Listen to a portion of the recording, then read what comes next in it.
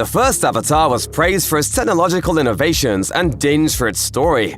Does Avatar: The Way of Water have the opposite problem? Fans have been waiting for Avatar: The Way of Water for almost a decade and a half now. James Cameron's first Avatar film was a marvel of technical innovation when it came out, and regardless of how you feel about the story's quality, there is no way to argue with how visually beautiful it was. You're not in Kansas anymore. You're on Pandora. The new film continues the story of Jake Sully, a human marine in the future who has his consciousness permanently encased in his Na'vi avatar.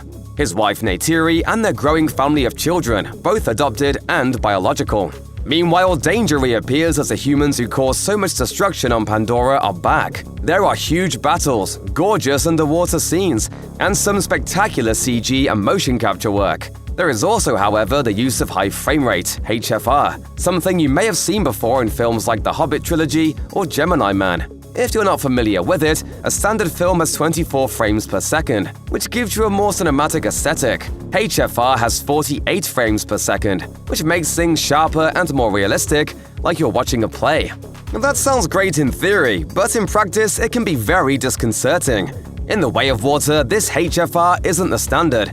It switches back and forth, sometimes within the same scene, and is so jarringly awful that it takes away from everything else.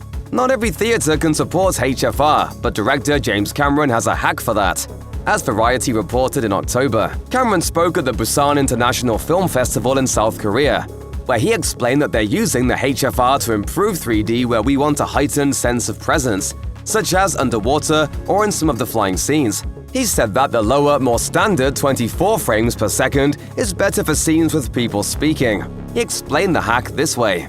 Can theaters support variable frame rate, switching back and forth within the movie between 24 frames per second and 48 frames per second? The answer is no.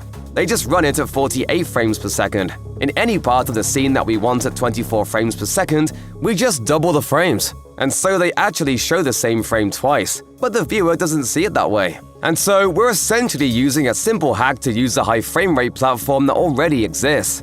If you saw one of the showings of the Hobbit films that used HFR, you may have noticed certain scenes where it looks like you're watching a stage play or an old BBC low-budget production. HFR is very different from what we're used to, and perhaps that's the issue. Maybe seeing it more would change our perceptions. Right now, however, it can be migraine-inducing, and switching back and forth makes it far worse.